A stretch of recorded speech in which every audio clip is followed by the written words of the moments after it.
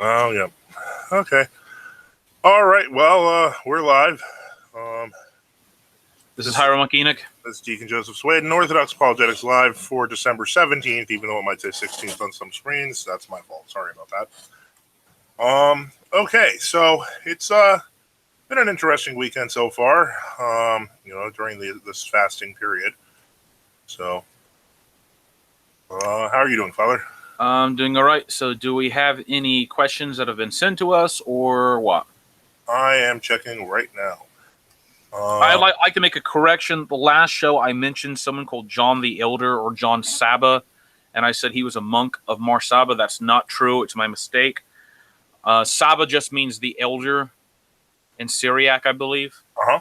So John Saba was a promoter of Isaac the Syrian, but I think I'm not quite sure if what exactly his relationship was to the Nestorian Church. I know there's that whole question about St. Isaac the Syrian that people raise about him being Nestorian and such, but I don't really buy any of that. But are you there? Yeah, I'm here. I'm just looking here at previous questions. One of the previous questions that was asked was, let me see, in the past 4 days.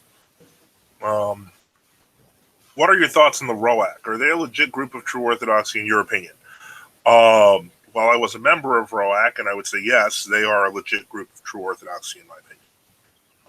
You have any thoughts on that, Father? Well, these are all just opinions of our parts, but I would agree with that basically. Well, I mean, because remember, ROAC, for people to know, ROAC is in essence the remainder of the so-called Free Russian Church dioceses that were established in the early 1990s by the really in the 1990 by the ROCOR.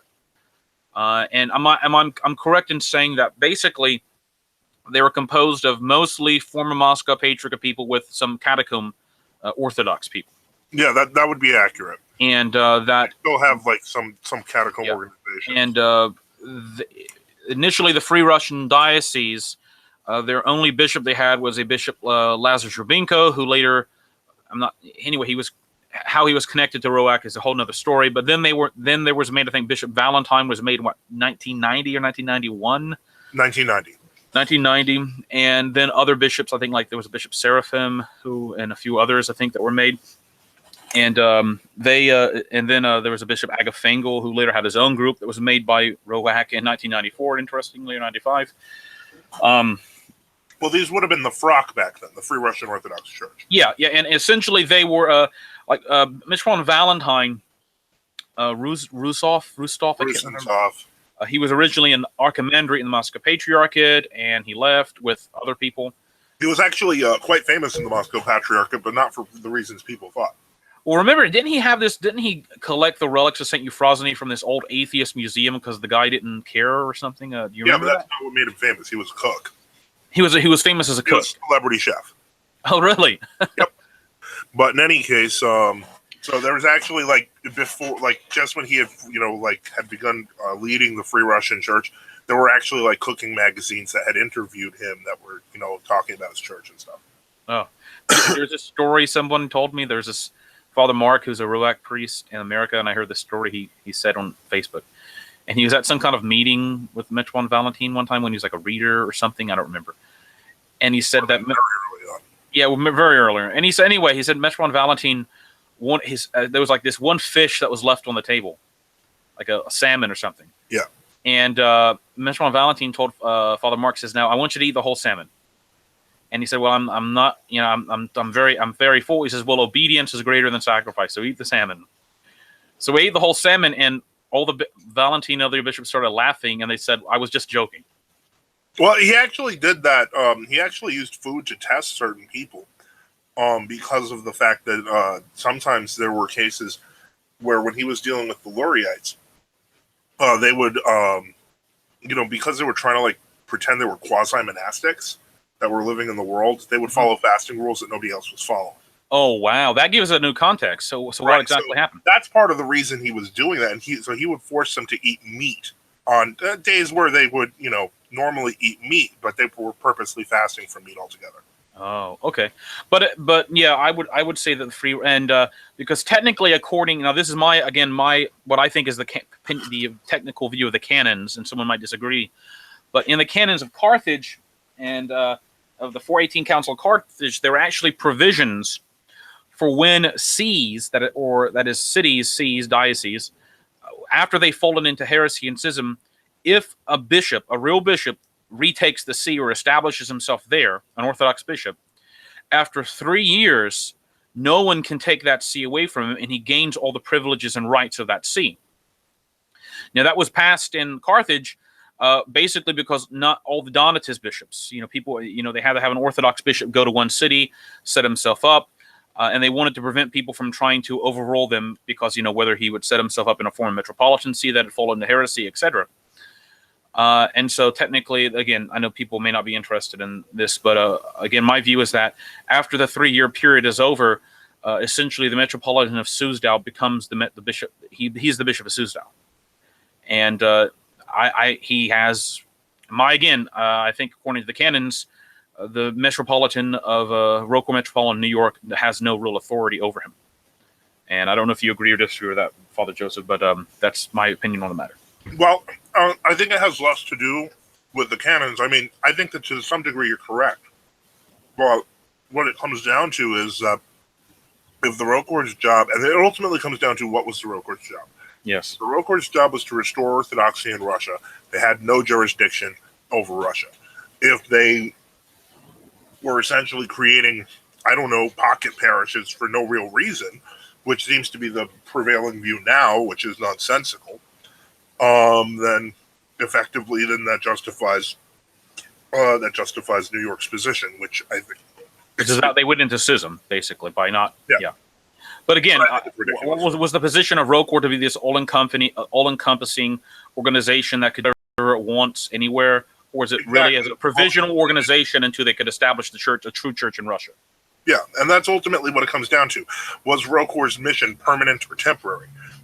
If it was temporary, then everything that Roac did was correct.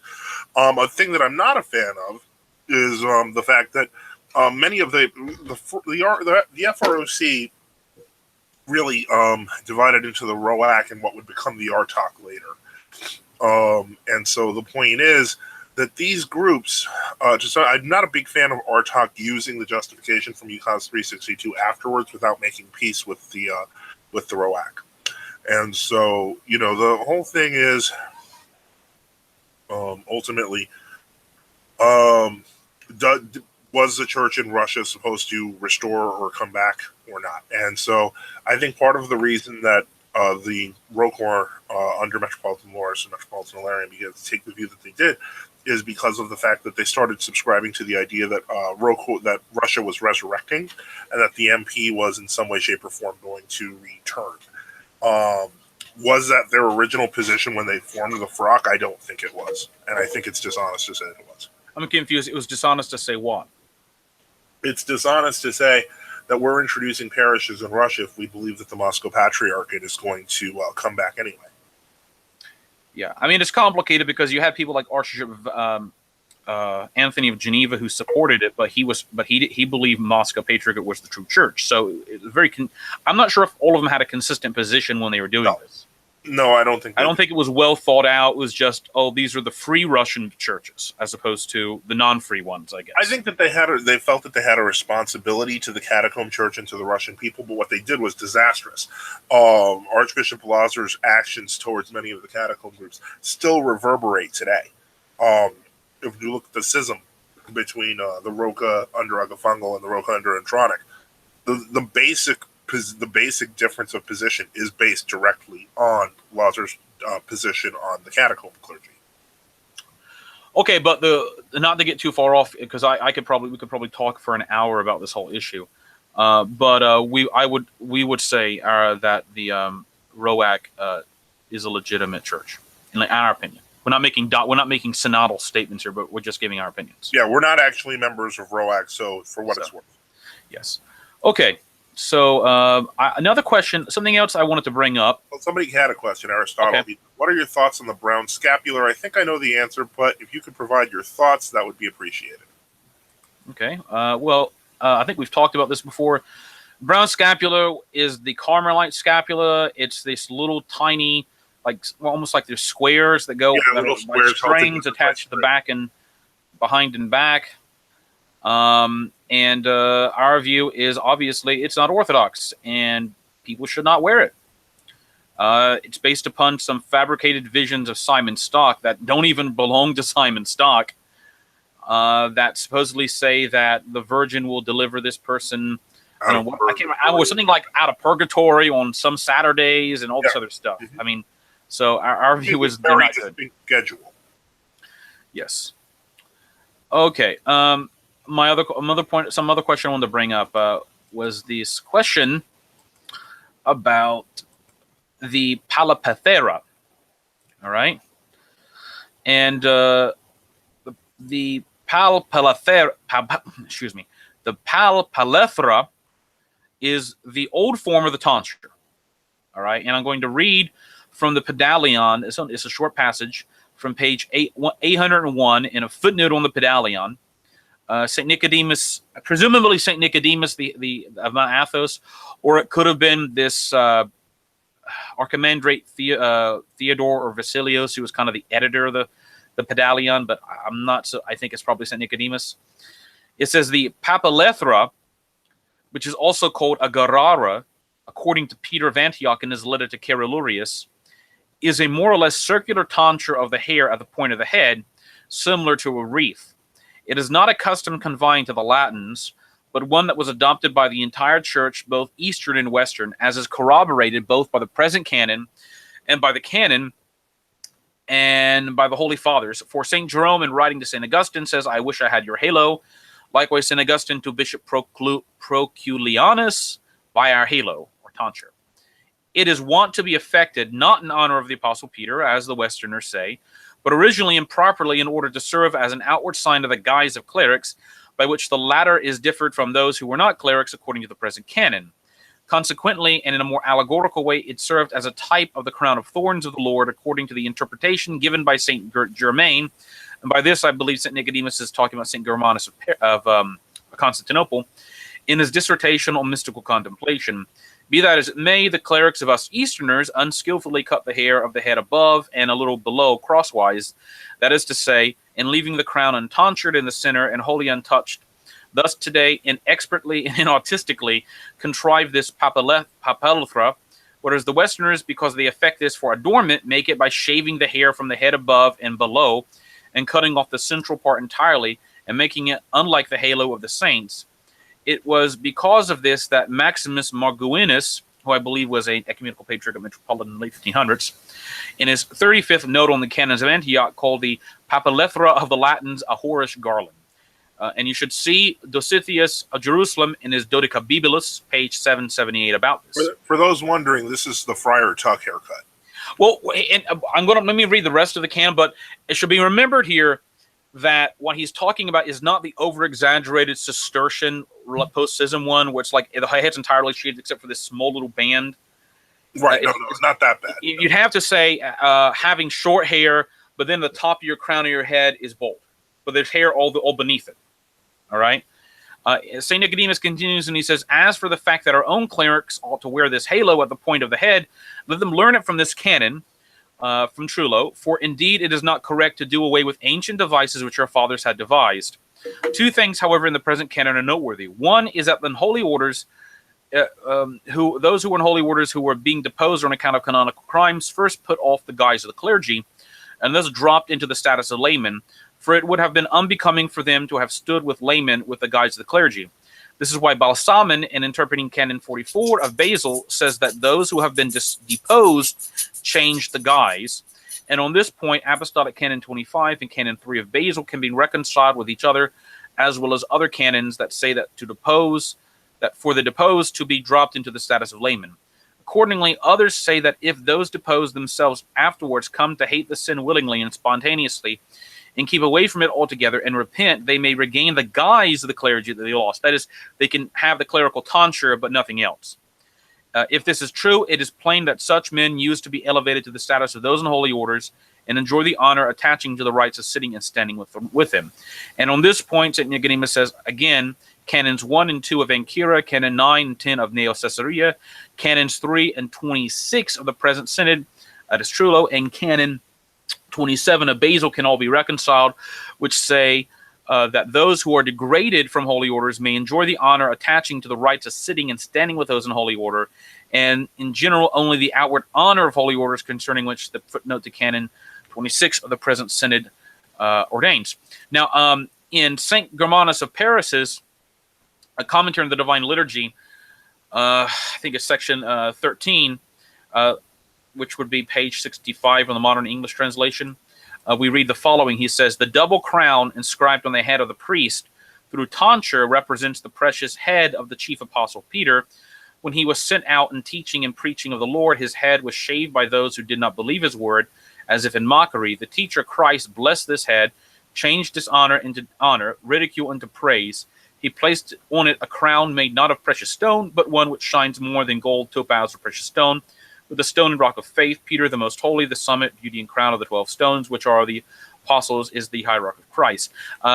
Someone asked this because there seems to be a discrepancy that St. Nicodemus in this text seems to be saying that the tonsure was not effected in honor of St. Peter, but it seems to be St. Germanus of Constantinople saying it was. St. Nicodemus seems to be saying that it's in honor of Christ, but I don't really see a contradiction between St. Germanus and St. Nicodemus here. I think what's really being said is that St. Peter having the tonsure is really he's doing that in honor of Christ. I know that was a long explanation there, but the question as to why the tonsure kind of, even though it's actually stipulated that clergy and monks have to not have long hair and have to have this tonsure, I guess some people say that it kind of fell away in the 14th and 15th century with the conquest of the Byzantine Empire, and somehow growing long hair was a normal thing for rulers, and then the bishops became magistrates under the Ottomans, and there's a whole complicated explanation for this. But if you read St. Nicodemus, when you read the Pedalion, the interesting thing about St. Nicodemus is that he holds basically what you call a no-holds-bar position. He simply states the canon, he gives his interpretation based upon the fathers and commentary, and St. Nicodemus oftentimes criticizes a lot of what's going on in orthodoxy in his own day. So in essence, he is critical of the growing of long hair by monks and clergy in orthodoxy and not wearing the tonsure in a proper form. Though, remember, he criticizes the Roman Catholics for this exaggerated variant. For example, if you compare the extreme medieval Latin Cistercian one I mentioned, tonsure, with the older images of the tonsure in the medieval period, which simply had kind of the halo on top made at the top of the hair, with short hair underneath, but still hair. Of course, St. Nicodemus is not saying this is a heresy or something by non-observance. It's just something he believes still technically holds canonical force and form, although it's like one of these canons that people talk about that have fallen into abeyance. That was a discussion. People have had this discussion every now and again. Okay, say that again. Are we bringing this back? Bringing it back, I was answering the question someone asked. So someone sent me a question about it. They were asking me, was there a contradiction between St. Germanus saying that this tonsure is in honor of St. Peter, or St. Nicodemus saying no, it's in honor of Christ? And I'm saying that if you read St. Germanus' commentary in the liturgy, he says that St. Peter is honoring Christ by the tonsure. So I don't think there's a real contradiction. I know that's kind of convoluted, but I wanted to try to answer. I had been trying to figure out all day where you were coming from on this, and I was just getting a little afraid of a haircut. Okay. Well, don't worry. Well, eventually we'll restore the full force of the canon on this thing. Don't worry. Right. Okay, there's another question from Justice for Orthodoxy. I've heard rumors that St. Silouan the Athonite in his writings took inspiration from name worshiping. Do you believe this is true? No, not absolutely at all. not. Here's what it is. And the name worshipers, especially the modern name worshipers who think that they're really the ones in Russia, like their leader. They claim everybody. They claim the whole catechism. Their leader, Gregory Laurier, is anathematized heretic. He's an anathematized heretic, but he's also in the social scene. He's considered an accomplished writer and philosopher. And so isn't he considered like a expert in Byzantine history or something like that, or Byzantine coins or something? Yeah, and he's also he's like a polyglot and all this stuff. But the point I'm trying to make is that a lot of the times these academic quote-unquote name worshippers like to just throw things out there. You can find in St. Silouan's writings love for the name of Jesus. You can find in St. Silouan's writings love for the divinity of Christ. What you won't find is the belief that the name of God is God, because of the fact that they never believed that. But modern name worshippers like putting 2 and 2 together and getting 5 and then claiming it's true. So if you let them talk about it, they'll tell you that all the fathers are teaching name worshiping, and you actually have to go to the text and realize that no, they're lying. Unfortunately, that's the heretical bent of virtually every heresy in existence. They'll always basically say, "Well, yes, this is what we have taught." And I mean, I hate to say it, but whether you take papism or name worshiping or any of these, they're going to do the exact same thing and say this is what the fathers taught, even though it's not. And all you have to do is read the fathers, then you'll know what surprise it wasn't. Do you remember St. John Cassian wrote a book against Nestorius? He was a big fan of name worship. I'm making a point here. And in the book, he uses phrases like the two natures were mixed and things like that. Right. And the reason he used it is that a lot of the terminology hadn't been quite cleared up. Now, later, Orthodox wanted to avoid using a mixed nature because that sounded like the Dioscorian, Eutychian view of the two natures merge into one nature. Right. All right. But no one in their right mind would, except the Monophysites, would ever read St. John Cassian as teaching Monophysitism. Well, maybe now. Not Monophysites. But my point is that what happens with heretics is that they'll read their own views back into earlier periods where, because the heresy wasn't present, the terminology may have not been as strict. For example, they always love to point out, the name worshippers, St. John of Kronstadt's biography, My Life in Christ, his autobiography, right, in which St. John Kronstadt says the name of God is God. But he also says the name of the Theotokos is the Theotokos, and the name of St. Nicholas is St. Nicholas. Now, does anyone honestly think when he's saying this, he's actually saying that when you say St. Nicholas, that St. Nicholas is immediately there? But then he makes comparisons with the name of the icons. All right? Then it becomes apparent what he's talking about. All right? So the name is an icon that manifests to us, that symbolizes to us the Lord. Just like, when we look at an icon of Christ, if someone points to an icon of the Lord, of our Lord Jesus Christ, and they say, "Who is that?" And I say, "That's Jesus Christ, our Lord." Now, would it be correct for someone to later say something crazy like, "Oh, he's saying the icon is Christ"? And I'm saying, yes, that is an icon of Christ, but how they're doing little word games. You see what I'm saying? Well, yeah, but now, one thing you have to remember, and you have to make this distinction: an icon is a created object. Period. Mm-hmm. It is made of wood. It is made of paint, or it's a printed mount. It is a created object, and the whole point is that what will happen, because what a lot of these name worshippers will say is they'll try to say that we're just using the name like an icon. However, what they actually mean is that they believe that the icon is an energy of God. They don't mean the icon is a bearer of the energy. Correct. They mean, yeah. For example, a relic is a created object, but it manifests. God can give us uncreated grace through the relic, without the relic transforming into, by essence, uncreated grace. Yeah. So, okay, we have another question. Hello all. I'm an Albanian who is interested in the Orthodox Church, but I'm very troubled by what my countrymen have done to Orthodox sites in Kosovo. What do you guys think about this? I think it's bad what people have done in Kosovo, but that shouldn't stop an Albanian from wanting to become Orthodox. It just means Albanians have done bad things, but that doesn't mean you have to agree with it. It shouldn't hold you back from joining the true faith. And, I hate to say this, but as we live in America, and I remember very well when the Clinton administration was bombing Serbia, you can't...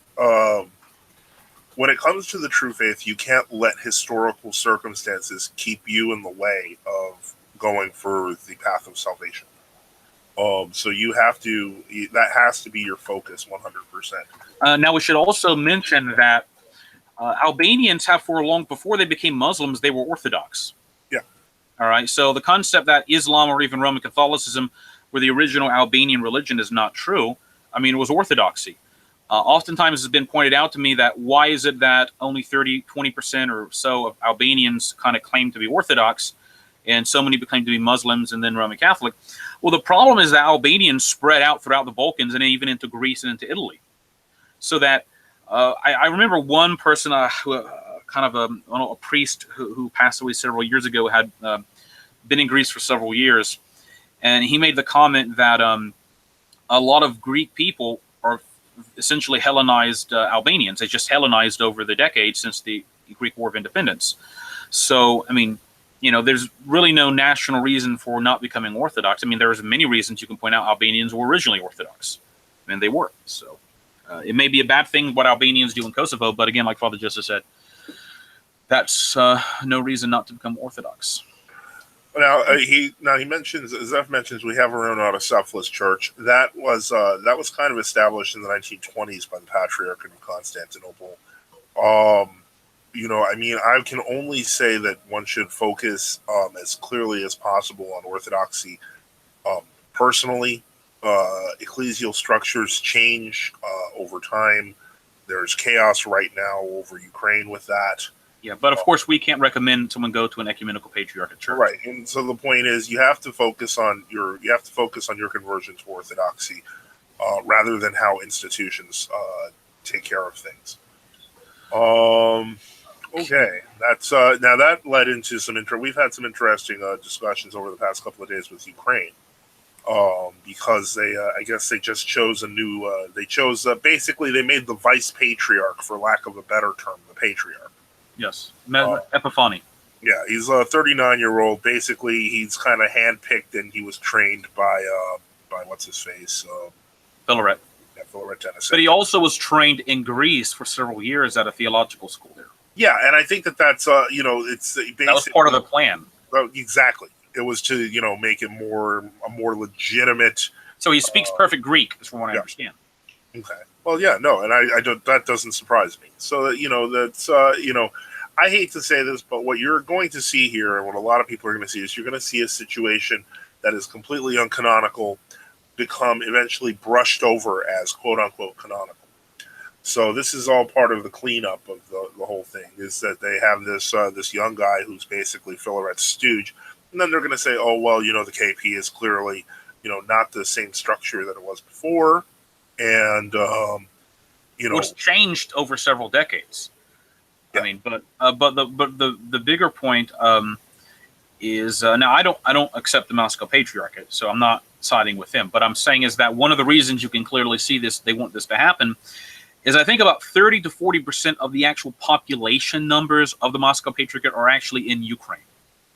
Yeah, so part of this is, remember, the Metropolitan Macari of the one of the other groups before they united, kind of the autocephalous group that was opposed to the Kievan Patriarchate, said he was visited by a lot of ambassadors from Germany, the United States, England, France, etc., who said, we want you to try to do autocephaly and unite.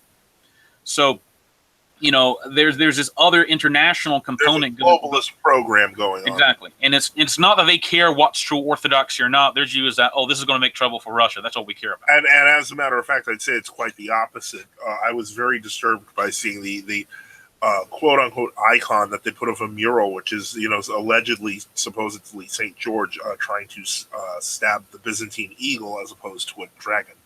I thought that was sacrilege. Well, it's blasphemous because the eagle, they're interpreting the eagle to be the symbol of the czars. Yeah. But the problem is that the eagle is a long-held symbol of Orthodox autocracy. Yeah. So I think the Georgian kings or the Byzantine emperors, the Ottonian kings and emperors in the 10th century used the double-headed eagle. None of this really makes sense. And what I mean by that is that it seems almost like they're trying to bless the oligarchic nature of modern government. And I don't know how well that's going to work, considering that even the past 3 presidents of Ukraine had totally different positions. Well, they were all oligarchs themselves and billionaires because of that. But the point is, you can't compare like Yanukovych to the current guy. Well, they were all kind of corrupt, to be honest.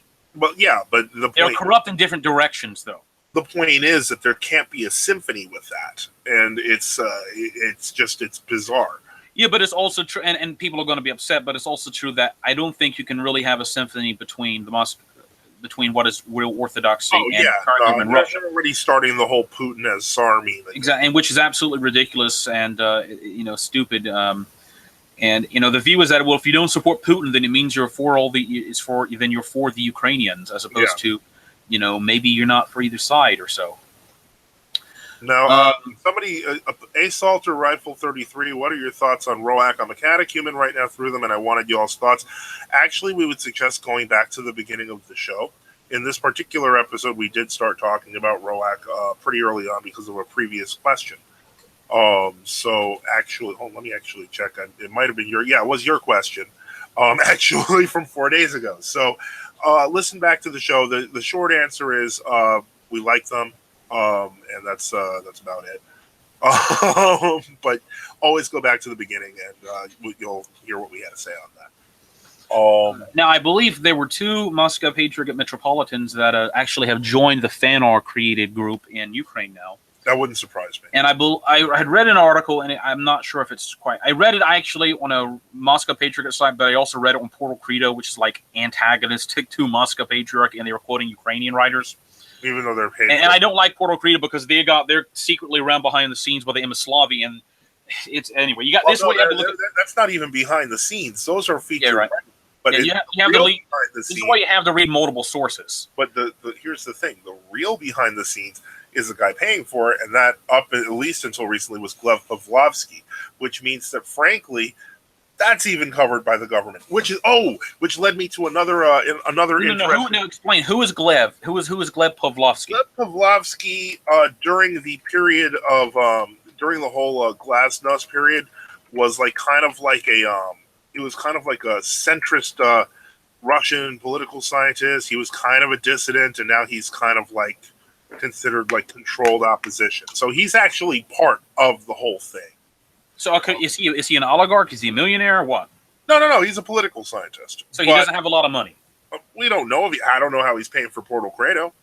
But the point is... so wait a minute. All these supposed attacks on Portal Credo are probably not real attacks from the Russian government then? Not necessarily. It can be an internal strife. And that's something that is, that does happen. And I hate to say this, but oligarch wars happen literally all the time in Russia. And I guess Putin really had to had that meeting where he told all the oligarchs either they go along with him or they're going to be kicked out of the country. Yeah, he basically warned the Siloviks, and for a while the Siloviks were still trying to run things, but he kind of let them go as far as he could, and then once he realized where he could cut them off, that's when he became concerned. But you were going somewhere. I'm sorry. You were going somewhere with this whole issue. Well, no. Well, it's interesting because that led to another topic that I brought up personally on my Facebook. I don't know if you saw this, but Putin wants to become a rap god. And what I mean by that is Putin is going to be focused. He's very concerned about the rise of Russian rap, and he basically wants to control it, if that makes sense. I'm still listening. Yeah, I know. You're like, what? No. Well, in other words, like as we were talking about controlled opposition, he became concerned. Like the police have been shutting down certain rap concerts and stuff like that. Basically, I mean, he used the basic arguments because we've discussed the music thing before, and we were especially like the deviant rap, so on and so forth.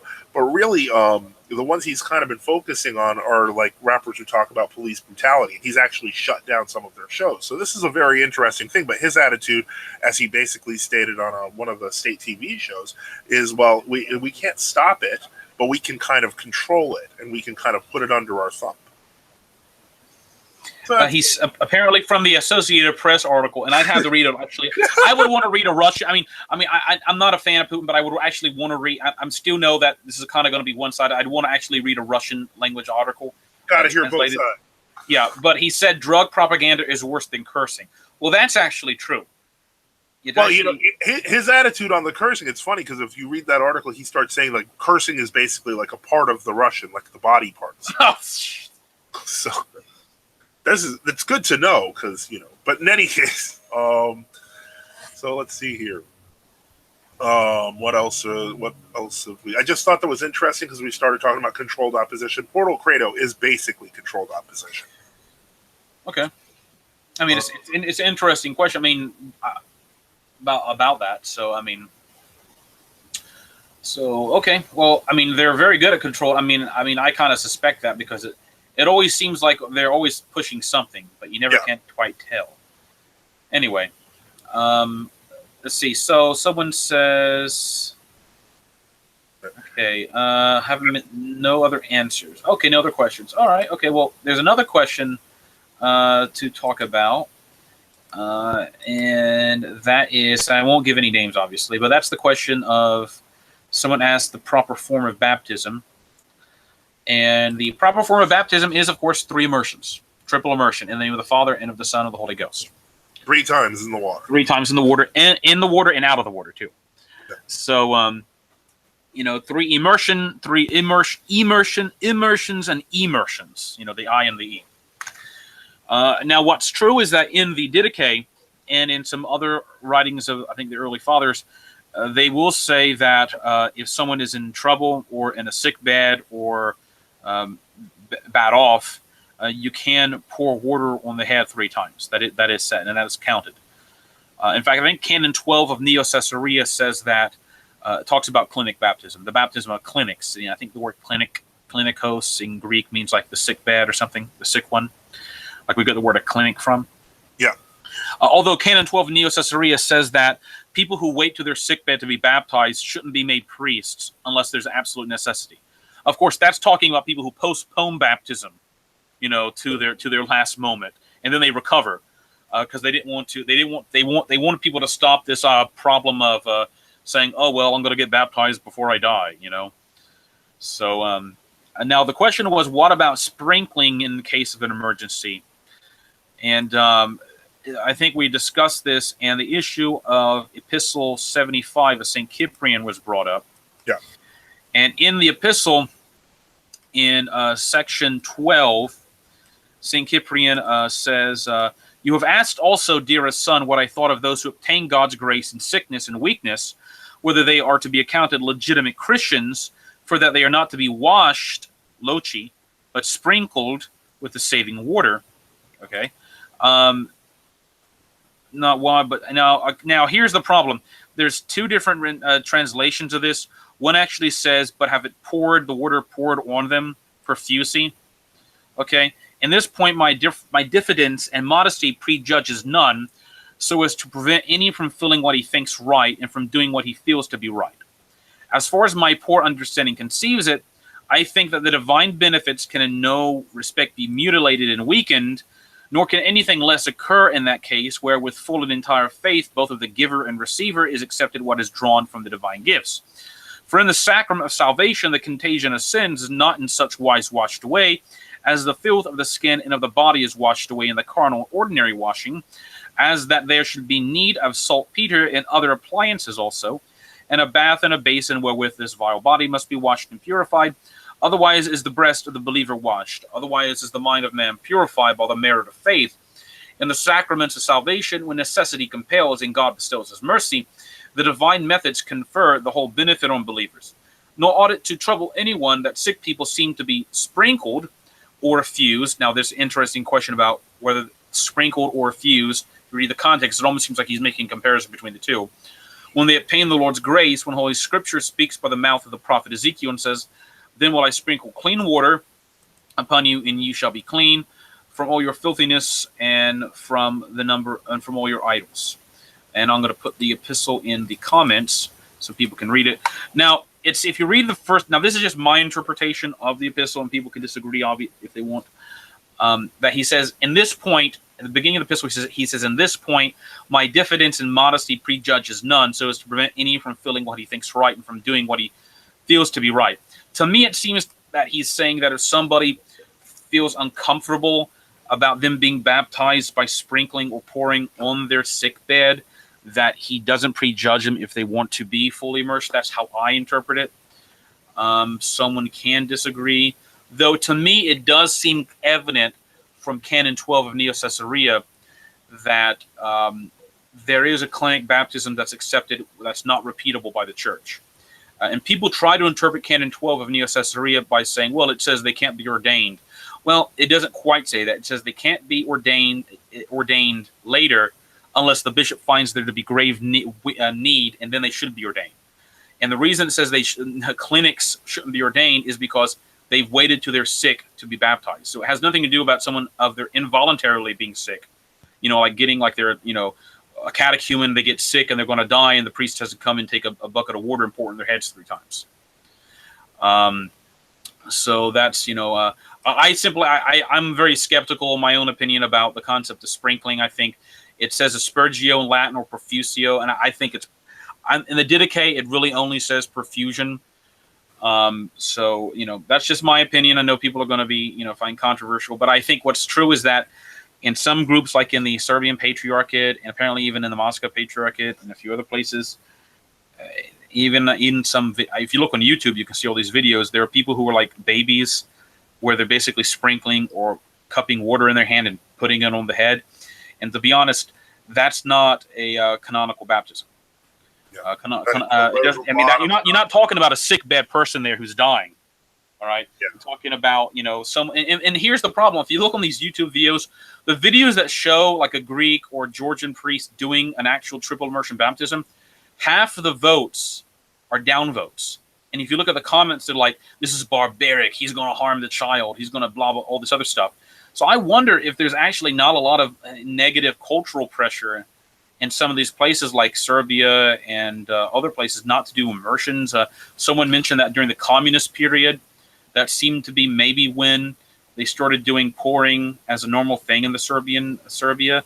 I almost think it sounds like almost like a Roman Catholic influence from Croatia or something like that. It's possible. So we've got like 3 questions coming up now. So like the first one is, hello, are there any true or genuine Orthodox jurisdictions operating in Poland? If you know, which ones are they? Poland is a really unique situation, simply because of the odd formation of how the Polish Orthodox Church, the Polish Orthodox Autocephalous Church, they're formed. It was tied very closely to the history of the Ukrainian Autocephalous Church originally. So you may find splinters there. I do think that I believe our synod in Greece has a bishop in Czech, so I would assume that he probably reaches to Poland, but I don't know that. I've not heard of it either. I would suggest checking Russian jurisdictions.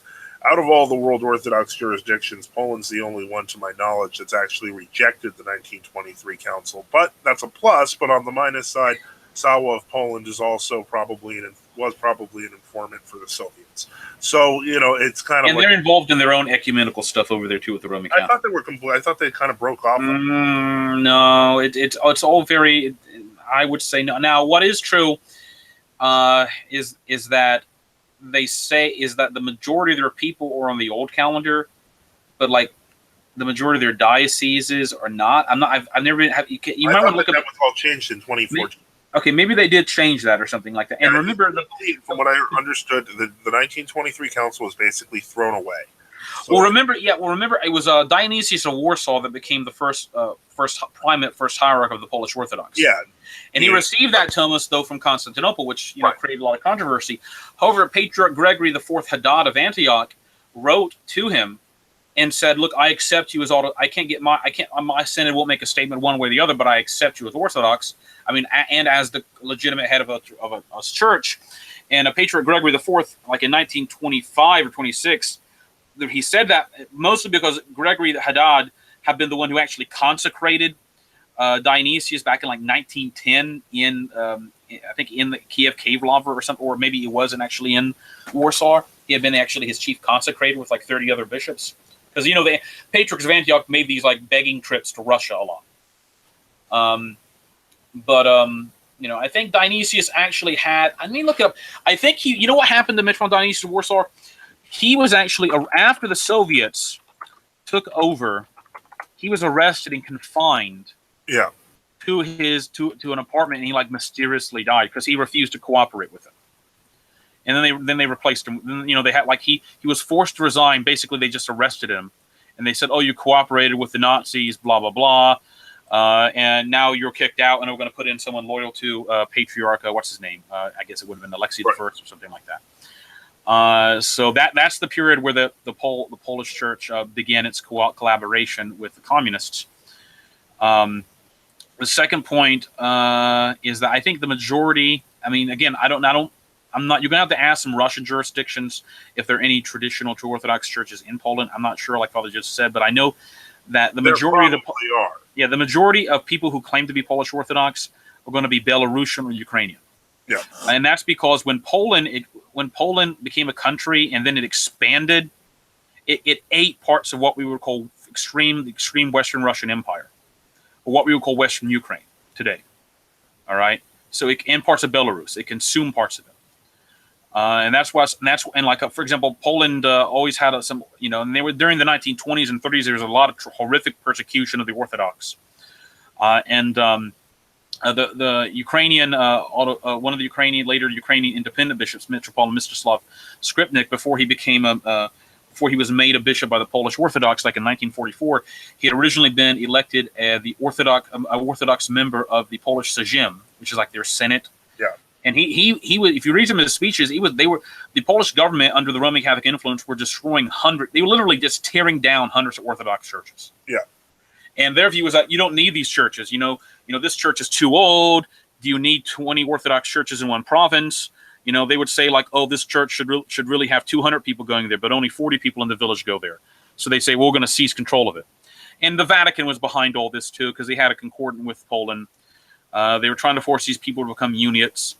And those who did unitize were always eventually made to become Latin Rite anyway. That was always kind of the secret of the Unia for a very long time.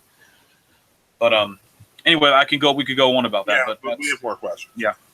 Okay, so Assaulter Rifle 33 says, what is the best way to convince World Orthodox Christians of the heresy of ecumenism and why they should become true Orthodox? I ask because I'm in a catechism class at an online school, and my teacher and class members are in the OCA, GOA, and Antioch jurisdictions and don't see the problem with ecumenism. Okay, I'm confused as to why, if you're a catechumen in ROAC, why would you be in a catechism class at what appears to be a World Orthodox? Yeah, I'd cut that off right away. I don't see any reason. I don't see a logic behind that. He may have paid into it, and It's possible. I mean, I don't know your circumstances, so I can't really speak there. I would say in general, the only thing you have to do is you don't have to get into the whole partisan thing. Just point to the canons. The canons don't allow praying with heretics. And if you're praying with heretics, you're breaking from the tradition of the church. And secondly, if the Orthodox Church is the one holy Catholic, what's the theoretical basis? If the Orthodox Church is the one holy Catholic and Apostolic Church, and the basis, therefore, it's the exclusive Church of Christ. There's no salvation outside the Church, as St. Cyprian says so eloquently. Right, and so the point is, if that's true, then what's the point? why would you want to do ecumenical services with those who are not part of the body of Christ? You want to do preaching to them, but do ecumenical services don't give people the impression that everything's all right, you're all right, I'm all right, and all the rest. But it's a false impression. It's a false impression. I mean, there are numerous writings you can find on the internet against ecumenism. I know that's orthodoxinfo.com. Yeah, there's literally probably a dozen websites and probably 100 articles. It says, I'm a catechumen under Father Mark Templing. Okay, he's a ROAC priest. Yeah. So the online class is just a reading of Origen's Contra Celsum, and I sent before learning about orthodoxy. Well, Origen's Contra Celsum, I don't think you really need to be too concerned. Well, you can read it for interest, but I would read the other fathers. And I would just listen to what Father Mark teaches you. Yeah, I think that, he's a good priest. We've corresponded with him for ages. I've known him for years. He's more than enough catechist for you. As to the question of convincing World Orthodox of the heresy of ecumenism, you can try. The truth of the matter is that if you're in the United States, and I assume if you're under Father Mark, you probably are in the United States, there's literally 300 million people who don't know what Orthodoxy is. Okay, I'll say 295 million. The point is, I wouldn't waste my time trying to reach out to people who, A, formally believe in Orthodoxy, and B, formally believe in ecumenism. There's a whole bunch of people who don't even know what the church is, and we haven't even bothered to try to reach to them. Again, what I'm not going to interrupt you because we got to answer Atomic Lead's question, right. But send them anti-ecumenist articles if they're World Orthodox, and then I would say, like again with Father Joseph, then there are a lot of people who don't even know anything about Orthodoxy. Those are the people you want to try to convert.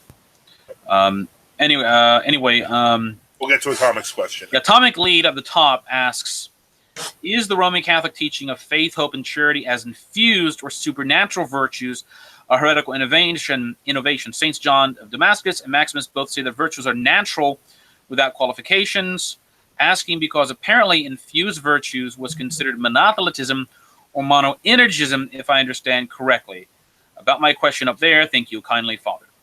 Well, if Saint Maximus and Saint John of Damascus say that infused virtues or monothelitism or monoenergism, then we have to go with them.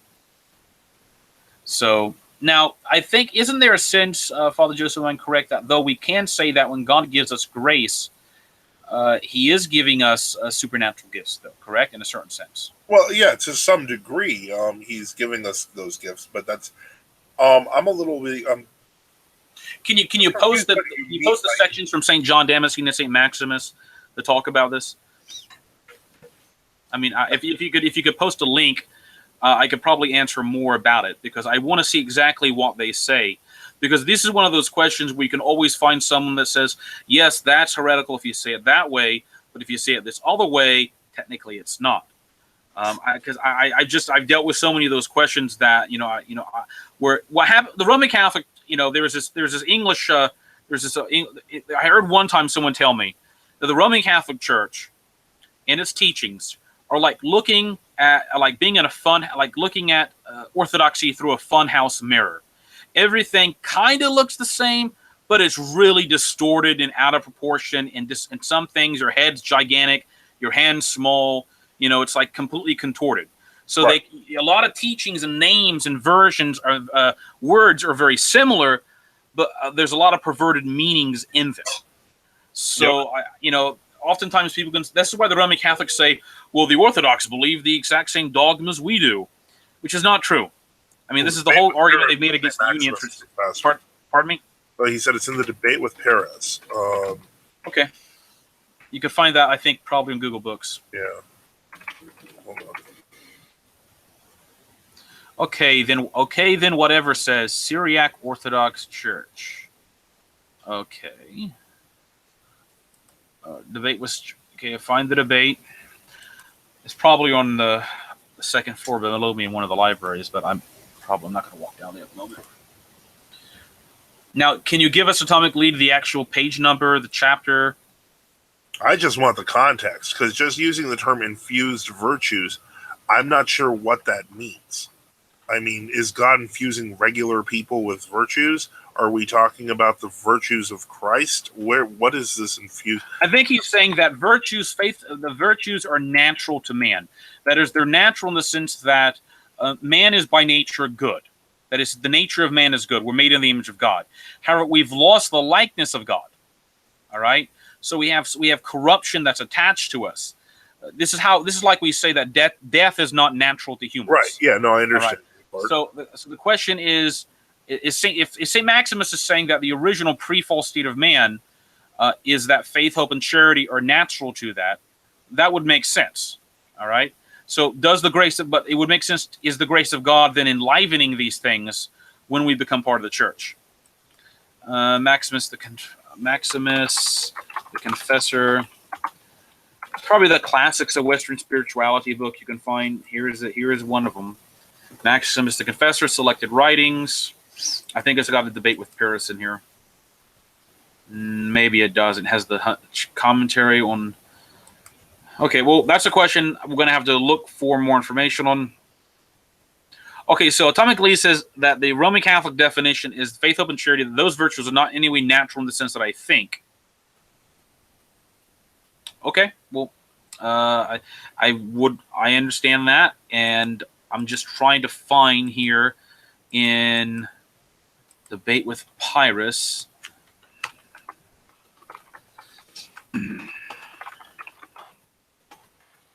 Pyrrhus. I think he was one of the patriarchs. Okay. We're probably not going to find an online edition of it, Father Joseph.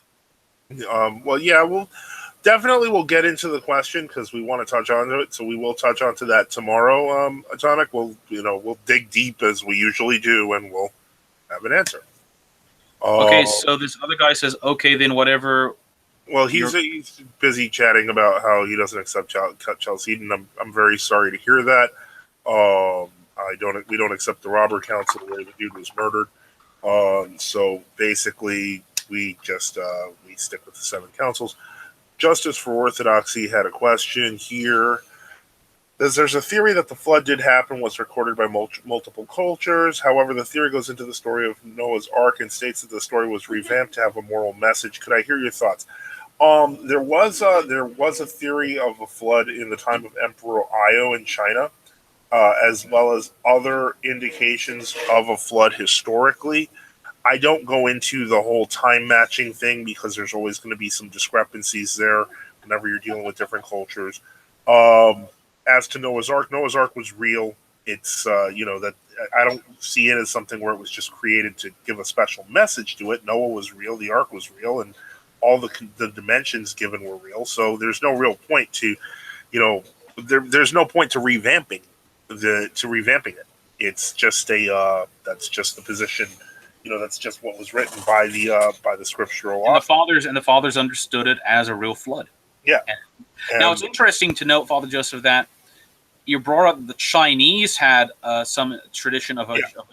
Now this is something true. I think they found that almost all civilizations and cultures, except for like one tribe in Central America, even though all the other tribes around them have the tradition, have a tradition of some. It may be mixed up with a lot of pagan stuff. Of this great flood. Now, how could every people from China to Mesopotamia to Ireland to Mexico to the Aborigines have a tradition of a universal flood unless there was a universal flood? I think that's an interesting point to make. Yeah, and it's definitely worth studying. I personally am a big fan of going to the more scientific Protestant creationist sites. They're terrified of us. Like, it's really funny. Like, if you ever go to any of the creation.com or stuff, and then just type in Genesis creation and early man, it's always there's either a really long review or it's like, Protestants, please don't read this book. It's designed to convert you to Orthodoxy and stuff. But if you ignore that, their science stuff is usually really on the mark. You're talking about their terrible theology. You're talking about the review of Father Seraphim Rose's Genesis creation early man, right? Yeah, they know of it. And what they will say in the best review I saw was something like, the reason they were reviewing it is that they were trying to say this proves the early fathers believed in a universal flood. Right. But they're like, well, he's right, but he's Orthodox, so he really doesn't understand the Bible. It was a backhanded compliment at best. Well, no, I read another one which was actually sounded almost terrified. It's divided into two parts where it explains that theologically the fathers taught creation is normal, and so on and so forth. But then the second part devotes completely to an attack on orthodoxy and says this book is in some ways dangerous and should not be read by newcomers to Protestantism because it will give the impression that the Orthodox Church is the one church. Oh, well, the correct impression, in other words. Yeah, so that's exactly what I'm saying. So if you ignore their terrible theology, their science is often very good. So I would say that it's something to look into. I wouldn't be afraid of it. As a matter of fact, they're more afraid than you are. Okay, so this Monophysite person says, I do hope for a union between the Eastern Orthodox Church and the Oriental Church as our own issue as the Council of Chalcedon. True, but is there geological way, blah, blah, blah. That's the issue of that, because it's a doctrinal issue. So unless the so-called Oriental... hope that you come and join Chalcedon and join the, Yes, you have to accept the teachings of Pope St. Leo the Great. That will help you become Orthodox. So read the Orthodox Fathers. All right. Let's see here. The Jesuit Matteo Ricci thought you, the great who tamed floods, was actually Noah, if I recall correctly. I don't. I think he was arguing that it was like a degraded Chinese tradition. Yeah, I don't even like going in that direction. It's like really stretching. I would leave that. I'd leave that be. The fact that they did believe in a flood is more than enough evidence. We don't have to try to pigeonhole him into Noah. Well, we don't actually have a name for you, so no, it's okay. We don't mind having a monophysite here. All right. Well, Father, should I open the lines up? What do you mean open the lines up? Should I post the Hangout link?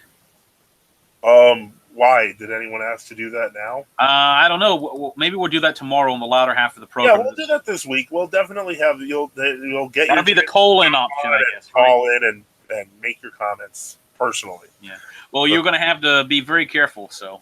All right. Well, in any case, all right. Well, it's 9:00 again. Thank you everyone for listening. Thanks for for your comments and questions, and we will continue again tomorrow. Okay, this is Hieromonk Enoch. This is Deacon Joseph Swaden, and have a good night. Benedicite. Benedicite.